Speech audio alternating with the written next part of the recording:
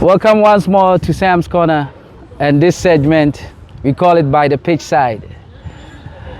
And we believe that in every pickup player there's a football story. Some way, somehow, we are here to uncover it. If you haven't subscribed, make sure to subscribe to the channel and share. And make sure to also hit the notification button that when we release any video, you'll be the first to get it. All right, let's get into it. My man Joel, thank you for stopping by. Anytime, my brother, anytime. Thank you. So, quickly, where are you from originally? Originally, I'm Salvadorian, Central America. Nice, yeah. nice. Quick background. Growing up, what was your ambition? What did you want to be? Ambition, well, you know, being from like a small town in the third world country, brother. Mm-hmm. You're always limited to what you see, you know. Yeah. Family, low resources, but we did what we could.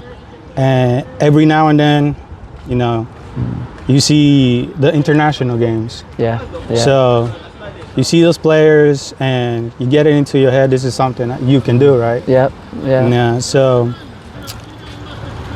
I always knew that I wanted to get out from my origins, you know. Yeah. It spread out a little bit, you know, get it out there. See what is out there. Exactly. And I love soccer, man. Yeah. I love it.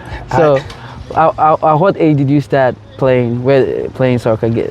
I was maybe the first time that I played for my school, I was probably around 7. Oh, okay. They had no cleats. I played with work boots, brother. Oh, I mean, that's how poor we were. I mean, we don't get me wrong. Like my family, they always provided. We had a roof, you know. We had our clothes, we had our education and all that. But there was no time for soccer cleats, you know. But I loved the game. I loved it so much. I didn't care. I was playing with boots, brother. Hey, we used to play with whatever we had on back then. Barefoot in the grass, in the water puddles. Yeah. In the sand, for sure. Yeah. So, when your parents found out you were playing soccer, were they worried about your school? They didn't. I know in my family, education is always priority. Especially me now that I grew up there, but I kind of developed here. So you have like two perspectives, you know. Yeah. Coming from a third world country to a first world country, you have two perspectives. So you know, you always have to get that next level of education and all that. My parents, growing up, they weren't fond of me playing soccer at all. Yeah. Period. Because work came always, you know, it was school and work. That was it. That was our lifestyle. We have cattle that we needed to take care of. We had like a farm life growing up. You know, you have to work for your living, for your every day. But yeah, sports was not anywhere near their expectation or options or anything like that, you know. Yeah. And I'm familiar with those stories from where I'm coming from too. Like, you know, where even if you want to do something you want, you have to first go to the farm. Sometimes early in the morning.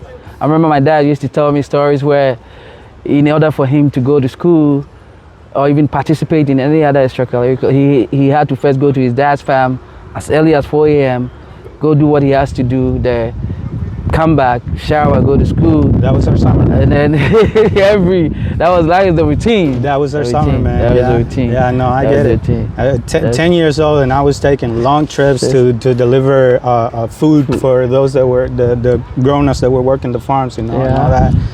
because we later on in life we got a little better, but still like soccer was never like an option or anything. But I just loved it so much, man. Yeah. I remember once, and I love my grandma for this, because the grown-ups were basically out of town buying groceries, and it was just my little brother and I alone in our house. He was maybe like around 8. I was maybe like around 9, right? And they left us in the house locked up and everything. And I know my grandma said, I don't want you outside, because she knows that like every chance I get, you're gonna go play soccer. I'm gonna go play soccer. That's my thing. That's what we do. That was it. Yeah. So I was with my friends, like, our neighborhood friends. We were like literally right in front of the house, my brother. Yeah. Right in front of my house, just playing soccer, being kids, enjoying life, right? And I saw my grandma coming out that curve, and she saw me. Oh boy, I ran so far, so much, man. I was just running for my life. But you can't run so much. I took a whooping, and I was like, she said, I left you inside the house. I left you outside playing. But I'm telling you, bro, it never stopped. That it never stopped. So let me ask, did you ever break a glass or side window for playing soccer? No, you always see. So we had dogs, and dogs always find a way to sneak out. I know. So I just watch the dog sneak out every time. So I just follow the dogs. You're like, you showing me the way. That's it. I just follow the dogs, whether he went on the roof or under it. I was just following the dogs. It's strange, right? Like God has given everybody wisdom. These animals, like they think they have. They know. Yep. They know. You can't keep them captivated. You can't keep them captured. No, not for long. Yeah. They'll sneak out. Yeah. So, what was your favorite football memory growing up? Growing up, going back to playing with boots in school, bro. Oh yeah. I always played defense. Yeah, I can see. I always played defense. I'm not sure why. Every now and then I like to go forwards, but I always play defense. So I remember we were having like a little scrimmage in school, and my first goal was basically from one end to the field to the other. Oh wow. Yeah, it was a back pass, and I was getting pressure, so I hit the ball so hard, just went above everybody's heads, right? Yeah, right onto the opposite goal, bro. Wow. Yeah, so that was, it's a memory that's you always cannot there. forget. No, it's always there, bro. Yeah. Yes. Yeah. So, comparing El Salvador and the United States, the culture difference in soccer. Very. Do you think kids in the United States are privileged? Very. Then do you think the soccer system is gonna get better? The United States have the chance of even going further in the World Cup with this soccer system?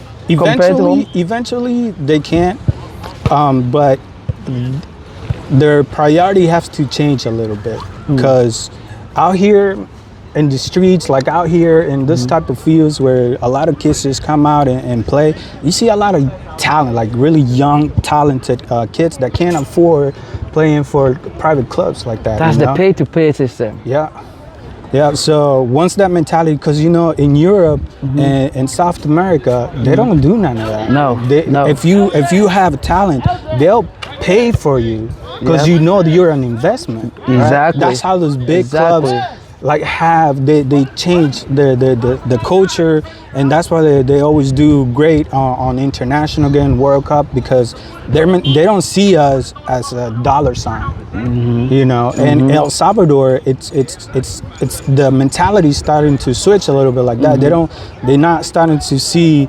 that dollar sign on you, like, hey, you have a future, like, here, come to our clinic and let's see where we can take you, right? If it works out, great. If not, then no big loss, because you can recuperate everything you invest.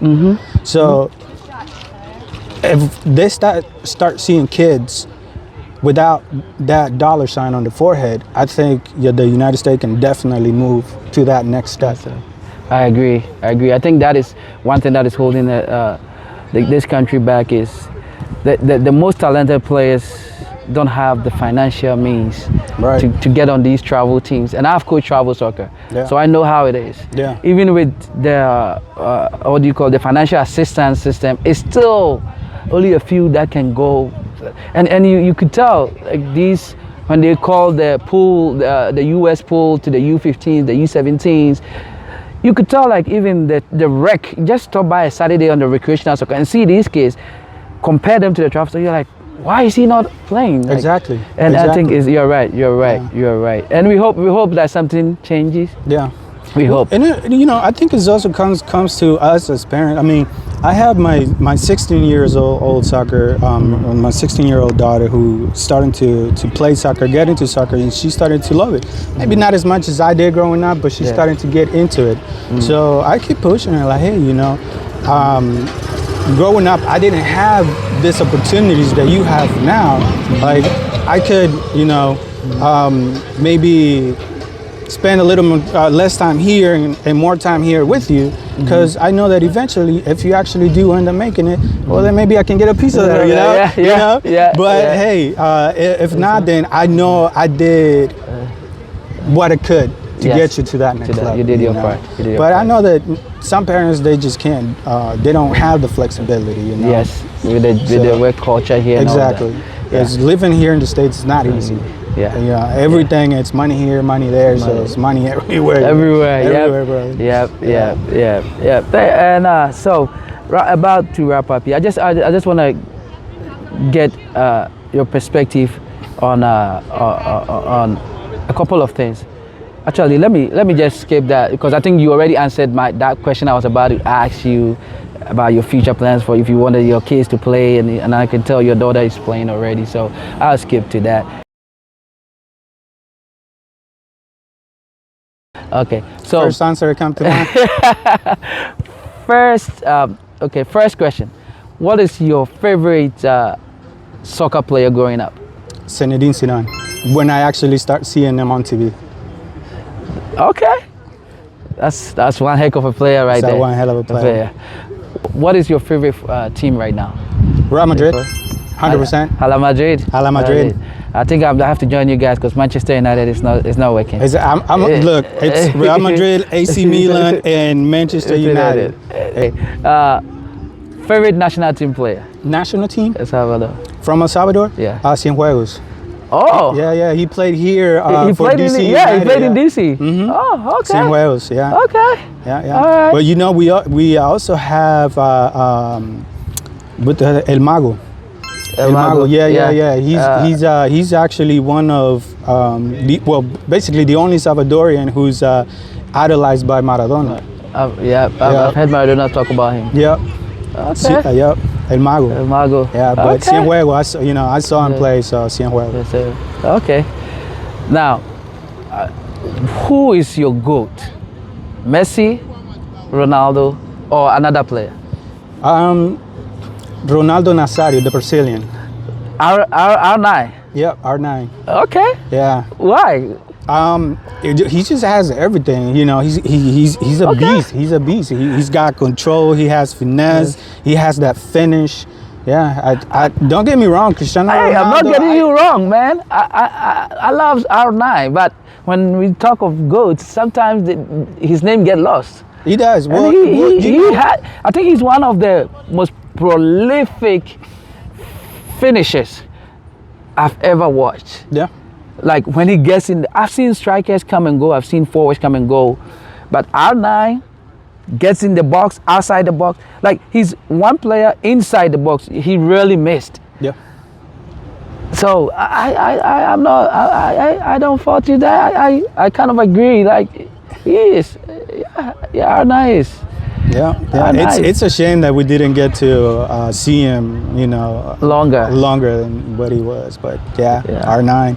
Awesome. Yeah, that's my man. All right. So who do you think is going to win the Champions League this year? Oh, I can't. I can't go against my heart. Real Madrid, but I know City has maybe that little bit gap of advantage over us, especially right now. Madrid's not doing that well.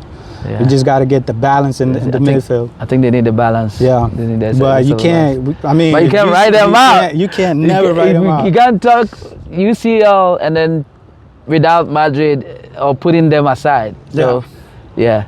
All right. Joel, thank you, and I won't take much of your time. Appreciate you, I brother. appreciate you stopping by. Yes, man. sir. Anytime. And I look forward to seeing you on the field. Yeah, man. You need to start coming out more often, bro. I'll try. All right. All right. Thanks for watching Sam's Corner, and this is my man Joel. And we do hope you subscribe and stay tuned for the next episode. Thank you.